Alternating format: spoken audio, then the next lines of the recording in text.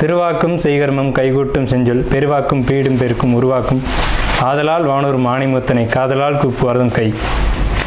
இன்றைய வீடியோவில் நம்ம பார்க்கக்கூடிய தலைப்பு அப்படிங்கிறது சனிப்பெயர்ச்சி. சனிப்பெயர்ச்சி அப்படிங்கிறத பற்றி தான் நம்ம பார்க்க போகிறோம். முதல்ல என்னுடைய குலதெய்வத்தையும் காவல் தெய்வத்தையும் நவகிரகங்களையும் பஞ்சபூதங்களையும் வணங்கி நான் இந்த பதிவை தொடர்றேன். அதாவது சனிப்பெயர்ச்சி அப்படின்னு நம்ம பார்க்கும்போது சனி பகவான் சரியான தமிழ் வருடம் குரோதி வருடம் பங்குனி மாதம் 15ஆம் தேதி இரவு மணி 9:44க்கு, இதுவே ஆங்கில தேதி அப்படின்னு பார்த்தீங்கன்னா 2025 வருஷம் மார்ச் மாதம் 29, தமிழ் பங்குனி 15 தேதி. இந்த தேதியில் இரவு 9:44க்கு கும்பராசியிலிருந்து மீன ராசிக்கு பெயர்ச்சியாகி போகிறாங்க சனி பகவான். அது இதுவரைக்கும் தன்னுடைய சொந்த வீடான கும்ப வீட்டில் மூலத்திரிகோண வீட்டில் இருந்து மீன வீட்டுக்கு பிரவேசிக்கிறது அப்படிங்கிறத பற்றியும் இதனால் ஏற்படக்கூடிய பலன்களை பற்றியும் தான் நம்ம பார்க்குறோம். இதில் 12 ராசிக்கு என்ன விதமாக பலன்கள் இருக்கும் அப்படிங்கிறத பார்க்குறோம். பொதுவாக ஒவ்வொரு ராசிக்கு தனித்தனி வீடியோவும் பார்க்குறோம். இதில் சனி பகவான் யார் அப்படின்னு கேட்டிங்க அப்படின்னா சூரியன் புத்திரன் தான் சனி. சனியின் புத்திரன் மாந்தி. அதாவது சனியின் புத்திரன் மாந்தி அல்லது குளிகன்னு சொல்லுவாங்க. இதில் சனியினுடைய நிலை அமைப்பு என்ன அப்படின்னு கேட்டிங்கன்னா சனி மேற்கு திசைக்கு அதிபதி, மேற்கு திக்குக்கு அதிபதி. சூரியன் கிழக்க உதித்து மேற்கு மறைகிறாங்க. அதுக்கு நேர் எதிராக இருக்கக்கூடிய பிளானட் யாருன்னு கேட்டிங்கன்னா சனி பகவான். அதாவது 12 ராசிகளில் காலபுருஷனுக்கு 7ஆம் வீடுன்னு சொல்லக்கூடிய துலாம் வீட்டில் உச்சமடையக்கூடியவரும் மேஷத்தில் நீச்சமடையக்கூடியவருமான இந்த சனி பகவான் இருள் கிரகம் என்றும் நீதி கிரகம் என்றும் நீதி பாரபட்சமற்ற நீதிவான் அப்படின்னு நம்ம பார்க்குறோம். அதாவது ஒரு நீதிபதி என்ன பண்ணுறாங்க அப்படின்னா தவறுகளை விசாரித்து மரண தண்டனையாக இருக்கலாம், ஆயுள் தண்டனையாக இருக்கலாம், தங்களுடைய உணர்வுகளுக்கு அப்பாற்பட்டு நீதி வழங்குறாங்க. அந்த ஒரு தன்மையில் தான் சனி பகவான் அப்படின்ற ஒரு கிரகம் அமைப்பு அப்படிங்கிறது இருக்குது. அவருக்கு ஈவு இரக்கம் அப்படிங்கிறதுலாம் கிடையாது அப்படின்ற அச்சம் மக்களிடையே நிறைய இருக்குது. அப்படிலாம் கிடையாது. ஒரு தனிப்பட்ட ஒரு நபருடைய ஜாதகத்தில் ஏற்பட்டிருக்கக்கூடிய கர்ம வினைகள் என்ன அப்படின்னு பார்த்துட்டு அதுக்கான சரியான பலாபலன்கள் என்ன அப்படிங்கிறத கொடுக்கறதுல சனி பகவான் சரியான ஒரு நிலையில் இருக்கிறாரு அப்படிங்கிறதுனால தான் நம்ம அவரை நீதிமான் அப்படின்னு சொல்கிறோம். அவருக்கு வச்சிருக்க பேர் ஒரு சரியான பேர் தான். இவர் மேஷத்தில் நீச்சமடைகிறார் அப்படிங்கிறதுனால மேசராசிக்காரங்களை பாதிக்க மாட்டார் அப்படின்ற ஒரு கருத்தும் இருக்குது.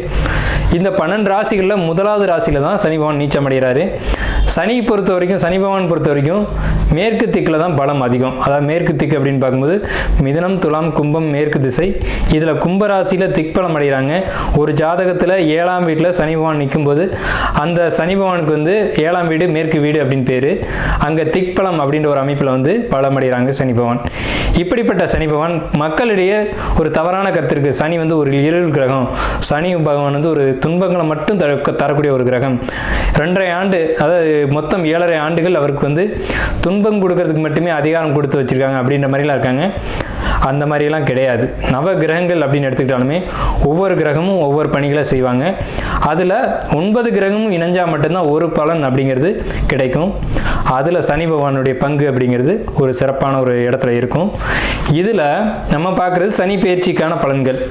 சனி பெயர்ச்சி 2025, 2025லேருந்து 2027 வரைக்கும் இந்த 2.5 ஆண்டு காலகட்டம், அதாவது 2.5 சொல்கிறோம். 2.5 ஆண்டு காலகட்டம் மீன ராசியில் பயிற்சி ஆகக்கூடிய இந்த சனி பகவான் மீன ராசிக்கு சனி பகவான் பயிற்சி ஆகிறாங்க. இதே சமயத்தில் அந்த வீட்டு அதிபதியான குரு பகவான் தன்னுடைய வீட்டுக்கு 4ஆம் வீடான மிதுனத்தில் தன்னுடைய சொந்த ராசி நட்சத்திரத்திலேயே பிரவேசிப்பாங்க. அதாவது குரு பகவானுக்கு 3 நட்சத்திரங்கள் கொடுக்கப்பட்டிருக்கு ஜோதிட சாஸ்திரத்தில். அதில் புனர்பூச நட்சத்திரத்தில் பிரவேசிப்பாங்க.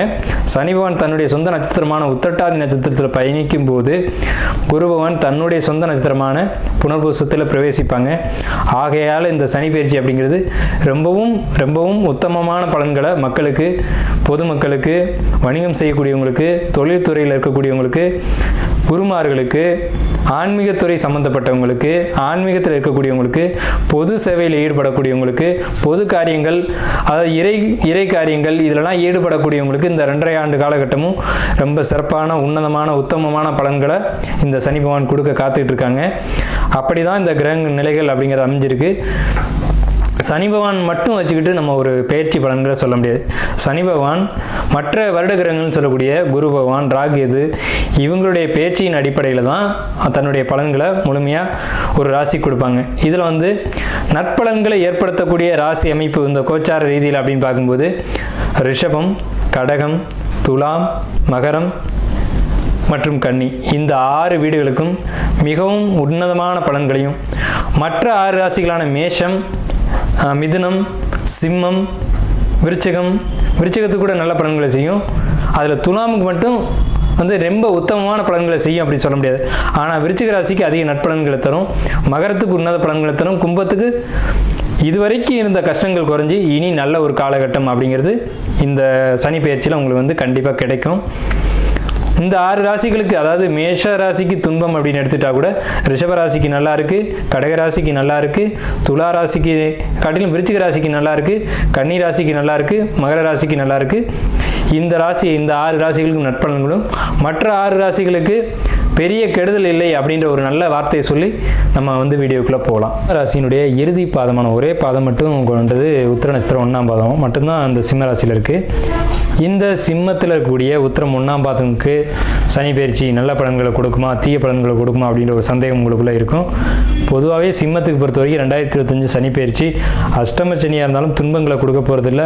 குறிப்பாக நண்பர்கள், இறை வழிபாடுகள் இதெல்லாம் முக்கியம். ஒரு வழிகாட்டுதலோடு நீங்கள் பயணிக்கும்போது நல்லாயிருக்கும் அப்படின்றத நம்ம முன்னாடியே சொல்லியிருக்கோம். ஸோ சிம்மம்னு சொன்னாலே, அதில் உத்திரம் சொன்னாலே சூரியன்.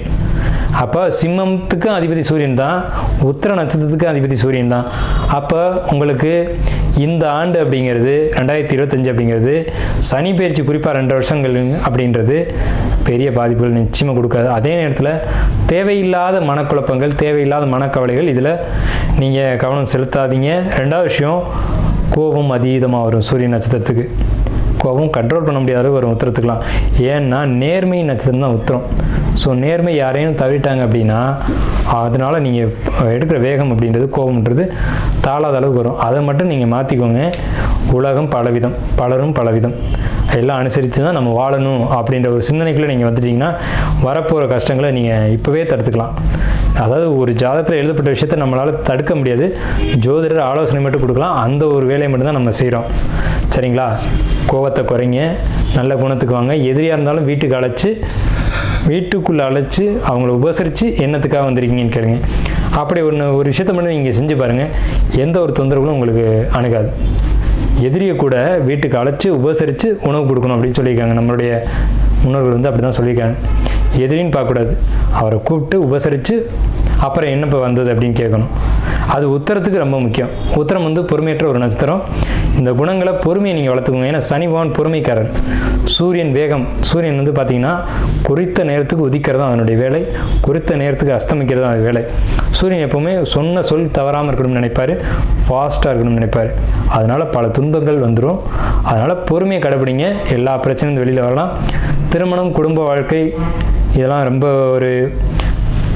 ஒரு சிக்கலான ஒரு அமைப்புக்குள்ளே வரப்போகக்கூடிய காலகட்டம். கணவன் மனைவியிடையே விட்டு கொடுத்து போகக்கூடிய தன்மைகள் வேணும். எதுவாக இருந்தாலும் ஓப்பனாக பேசணும். அதாவது மனைவிக்கிட்ட ஒரு பிரச்சனைனா உட்கார வச்சு என்ன பிரச்சனை ஏதுன்னு கேட்கணும். எப்போவுமே சிம்மத்தில், அதுவும் உத்தரத்துக்கு தான் பெரியவன் அப்படின்ற எண்ணம் இருக்கும், அந்த எண்ணத்தை விட்டுறணும் முக்கியமாக அந்த காலகட்டத்தில். ஸோ இதெல்லாம் மாற்றிக்கிட்டீங்க அப்படின்னா இந்த சிம்மம் உத்திரம் 2.5 ஆண்டு காலகட்டம் யோகமாக இருக்குன்றதுல மாற்றுக்கிறதுக்கு இடமில்லை. ராசி 2025 சனி பயிற்சி பலன்கள். சிம்மம் அப்படிங்கிறது ஒரு ஆதிக்கம் செலுத்தக்கூடிய ராசி அப்படின்னு பேர். அதாவது சூரியன் இந்த வீட்டினுடைய அதிபதி. சூரியன் அப்படின்னா ராஜா, அரசன் அப்படின்னு அர்த்தம். அப்போ எந்த இடத்திலும் அரசனை போன்ற ஒரு குணம் அப்படிங்கிறது சிம்ம ராசிக்கு இருக்கும். ஒரு குழுவே இருக்குது அப்படின்னா அதில் தலைவனாக யார் இருப்பாங்க அப்படின்னு பார்த்தீங்கன்னா, யார் சிம்ம ராசி, சிம்ம லக்னத்தில், சிம்ம ராசியாக இருக்கலாம் அல்லது சிம்ம லக்னத்தில் ஒருத்தர் பிறந்தவங்க தான் அந்த குழுவுக்கு தலைவராக இருக்க முடியும். அப்போ தலைமை பண்புக்கு வரக்கூடியவங்க யாருன்னு கேட்டிங்க அப்படின்னா, ஒருத்தர் சிம்ம ராசிலேயோ அல்லது சிம்ம லக்னத்திலேயோ பிறந்திருக்கணும். இது பெரும்பாலும் 100க்கு 100% எடுத்துக்கிட்டா சிம்ம லக்னத்தில் பிறந்தவங்க முதன்மை தலைவனாக வந்துடுவாங்க. 2ஆம் பட்சத்தில் வரக்கூடியவங்க சிம்ம ராசிக்காரங்களாக இருப்பாங்க. அப்போ ஒரு தலைமை தாங்கக்கூடிய ஒரு தன்மை யாருக்கு இருக்கும் அப்படின்னா சிம்மத்துக்கு தான் இருக்கும். அப்போ தலைமையில் இருக்கக்கூடியவங்களுக்கு என்ன குணம் வேணும்னா பொறுமை நிறைய வேணும். ஆனால் சிம்மத்துக்கு பொறுமை பத்தாது, வேகம் அதிகம், கோபம் அதிகம், ஆற்றலும் அந்தளவுக்கு அதிகம். சிம்மத்துக்கு சோம்பல் தனமும் உண்டு. அது ஏன்னு கேட்டிங்கன்னா, சிம்ம ராசிக்காரங்க சிம்மம் ஆண் சிங்கம் அப்படின்னு பேர். ஆண் சிங்கம் வேட்டைக்கு போகாது, உணவுகளை வேட்டையாடிட்டு பெண் சிங்கத்திட்டு திருடி சாப்பிட்டுட்டு தூங்கக்கூடிய ஒரு கேரக்டர் யாருக்கு உண்டுன்னா இந்த ஆண் சிங்கத்துக்கு உண்டு. ஆண் சிங்கம் அப்படிங்கிறது அரசாலும் அப்படி சொல்லுவாங்க. ராஜ்ய பதவிகளுக்கு உண்டான ராசினா சிம்ம ராசி.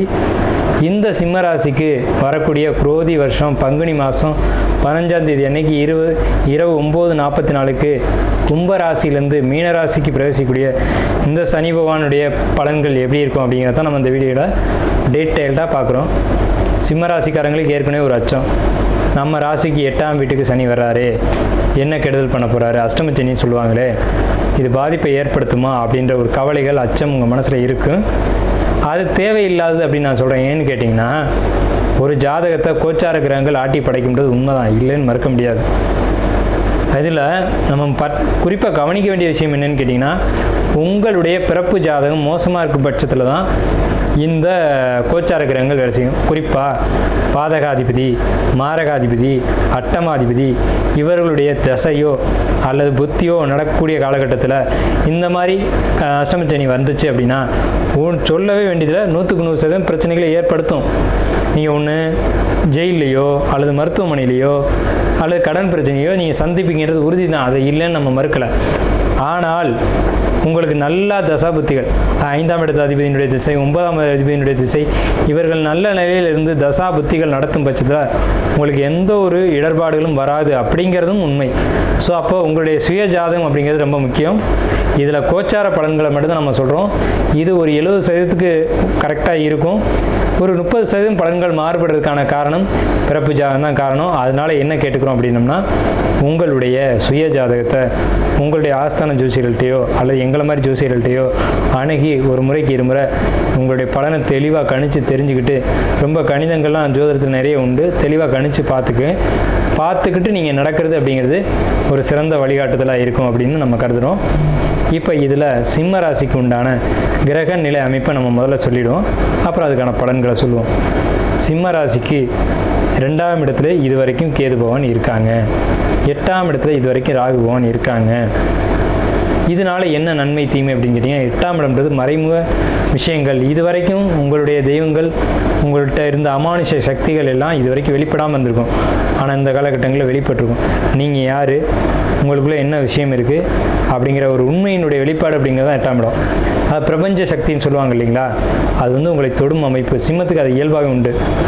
அந்த அமைப்பு உங்களுக்கு நம்ம யார் அப்படிங்கிறத சுட்டி காட்டக்கூடிய காலகட்டம் இது வரைக்கும். அது 8ல் ராகு இருந்த வரைக்கும். 8ல் ராகு இருந்தால் உண்மைகள் புலப்படும் அப்படின்னு அர்த்தம். எது உண்மை அப்படிங்கிறது புலப்பட்டிருக்கும். ஒரு தெரியாத விஷயம், புரியாத விஷயம் புரிஞ்சிருக்கும் அப்படின்னு நம்ம சொல்கிறோம். அதே நேரத்தில் மே மாதம் 18ஆம் தேதிக்கு மேலே 7ஆம் இடத்துக்கு ராகு வர்றாங்க. சிம்மத்துக்கு 7ஆம் இடம் அப்படிங்கிறது மாரகஸ்தானம் பேர். 2ஆம் இடத்துல மாரகஸ்தானத்தில் இப்போ கேது இருக்காங்க. இவங்க பயிற்சியாகி சிம்மத்துக்கு கேது வருவாங்க. இந்த பயிற்சி உங்களுக்கு மட்டும் இல்லை, பொதுவிலே நம்ம சொல்கிறோம், மிக மிக மிக மிக உன்னதமான ஒரு அமைப்பு. மாரகஸ்தானத்தில் கேது இருப்பது சிறப்பு அல்ல, மரணத்துக்கு இணையான கண்டங்களை கொடுத்திருக்கும். சிம்மராசிக்கு விபத்துக்கள் ஏதாவது ஏற்பட்டிருந்துக்கலாம், விபத்துக்கள்லேருந்து நீங்கள் தப்பிச்சுக்கலாம். உடல் ரீதியாகவோ அல்லது விபத்துக்களாகவோ அது நடந்திருக்கும். சரிங்களா? 8ஆம் இடம்ன்றது மறைமுக விஷயங்கள் அல்லது விபத்து, ஆக்சிடென்ட்டு, இது மாதிரியான ஏதாவது ஒரு துன்பங்கள் ஏற்பட்டிருக்கும். சிம்மம் இதை கடக்காமல் வந்திருக்க முடியாது. இரத்த காயங்களையோ அல்லது ரத்தம் சம்மந்தப்பட்ட உடல் பாதிப்புகளையோ இதுக்கு முன்னாடி நீங்கள் சந்திச்சிங்க அப்படின்றத சொல்லிவிட்டு, இனி என்ன நடக்கும் அப்படின்னு பார்க்கும்போது, இனி உங்களுக்கு குரு பகவானுடைய பார்வை உங்களுக்கு 2ஆம் இடத்தை மாரகஸ்தானத்தை பார்ப்பதால் இது முடிச்சு. குரு பெயர்ச்சி மே மாதம் 18ஆம் தேதி உங்களுடைய 3ஆம் இடத்தையும் உங்களுடைய 5ஆம் இடத்தையும் உங்களுடைய 7ஆம் இடத்தையும் ஏக காலத்தில் குரு பகவான் பார்ப்பாங்க.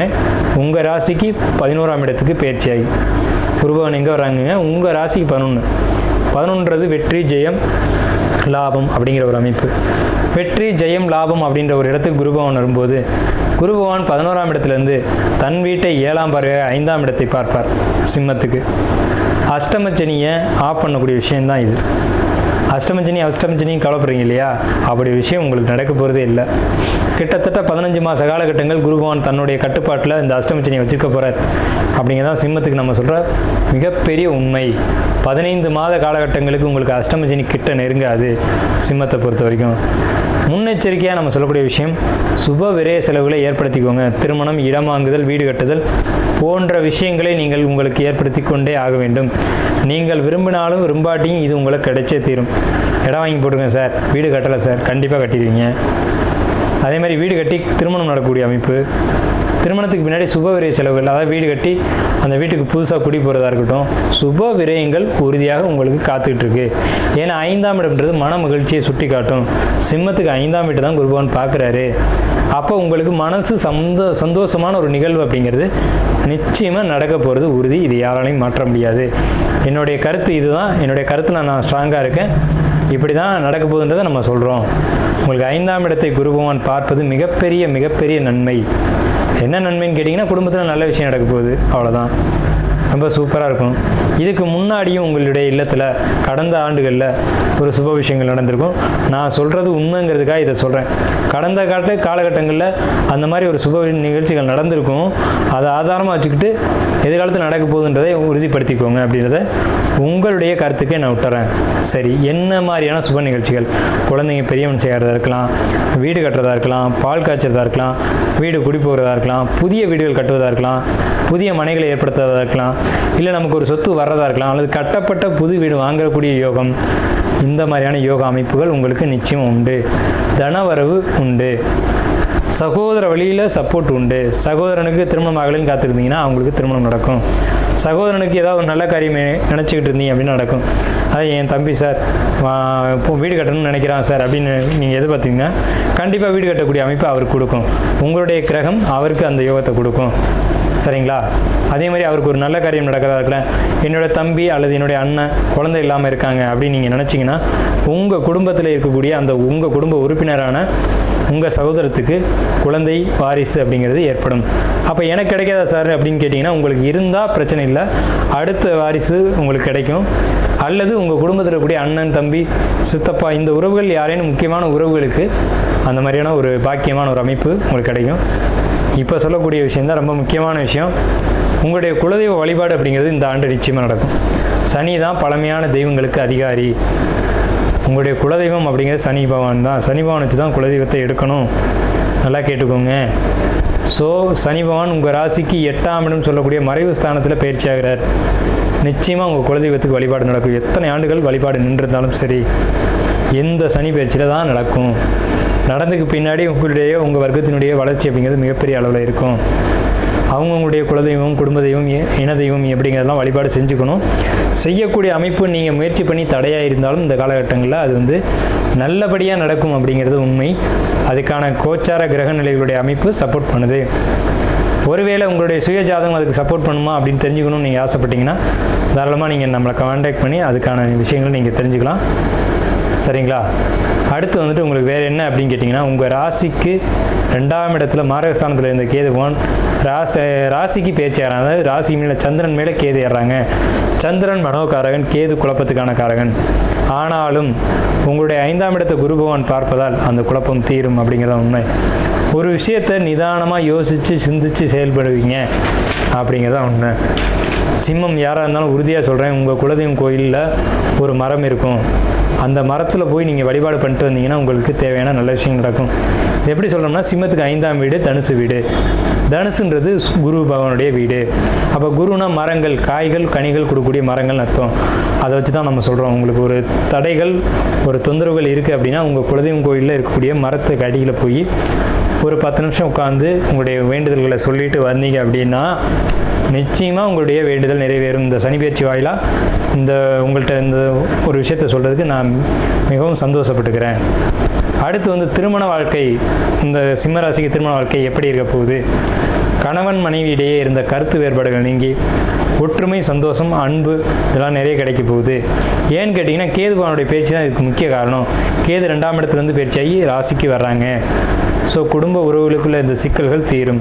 அதே நேரத்தில் உங்களுக்கு 8ஆம் இடத்து சனி பகவான் 2ஆம் இடத்தை பார்ப்பாங்க. 8ஆம் இடத்து சனி பகவான் உங்களுக்கு பார்க்கக்கூடிய இடம் 2 மற்றும் உங்களுக்கு உங்கள் ராசிக்கு 5, உங்கள் ராசிக்கு 10ஆம் இடம். இந்த 3 இடங்களை 2, 5, 10 இந்த 3 இடங்களை பார்க்கறதுனால என்ன நன்மை தீமைகள் அப்படிங்கிறத பார்ப்போம். 10ஆம் இடம் கர்மஸ்தானம், தொழில் ஸ்தானம். இதை சனி பகவான் பார்க்கறதுனால உங்களுக்கு வேலையில் நிதானம், பொறுமை, நம்ம தொழிலை எப்படி பண்ணணும், எப்படி பண்ணால் நல்லாயிருக்கும் அப்படிங்கிற ஒரு சிந்தனை உங்களுக்கு கிடைக்கும். 2ஆம் இடத்தை சனி பகவான் பார்க்கறதுனால வருமானத்தில் ஏற்பட்டக்கூடிய தடைகள், தாமதங்கள் நீங்கி வருமானத்துக்கு ஒரு நல்ல ஒரு கைடன்ஸு, உங்களுக்கு சப்போர்ட்டிவ் நண்பர்களுடைய ஆதரவு கிடைக்கும். அதே நேரத்தில் 5ஆம் இடத்தை சனி பகவான் பார்த்தாலும் அங்கே குரு பகவானுடைய பார்வை இருந்து நண்பர்கள் மூலமாகவும் அதாவது உறவினர்கள் மூலமாகவும் உங்களுக்கு சப்போர்ட்டிவ், உங்களுக்கு ஒரு ஆதரவு அப்படிங்கிறது கிடைச்சி உங்களுடைய குலதெய்வ அனுகிரகமும் கிடைக்கும் அப்படிங்கிறத நம்ம மீண்டும் வலியுறுத்தி சொல்கிறோம். அதே மாதிரி உங்கள் ஜாதகத்தில் குரு பகவான் 10ஆம் இடத்துல இருந்து 11ஆம் இடத்துக்கு பயிற்சியாகி உங்கள் ராசிக்கு 3, 5, 7 இடங்களை பார்க்குறாங்க. ராகு கேதுக்களை பொறுத்த வரைக்கும் ராகு பகவான் பார்க்குறது உங்களுக்கு 11ஆம் இடம்ன்ற லாபஸ்தானத்தை. ஸோ ராகு பகவானுக்கும் இந்த 11ஆம் இடத்துக்கும் ஒரு தொடர்பு வரும்போதெல்லாம் தொழிலில் லாபம் 2 மடங்காக கிடைக்கும். ராகு 2 மடங்குன்னு சொல்ல முடியாது, பன்மடங்கு அப்படின்னு கூட சொல்லலாம். அப்போ பன்மடங்கு உங்களுக்கு வந்து தொழிலில் லாபம் கிடைக்குது அப்படிங்கிறது இதில் உறுதியாகுது. உங்களுடைய தொழிலை பயங்கரமாக டெவலப் பண்ண போகிறீங்க.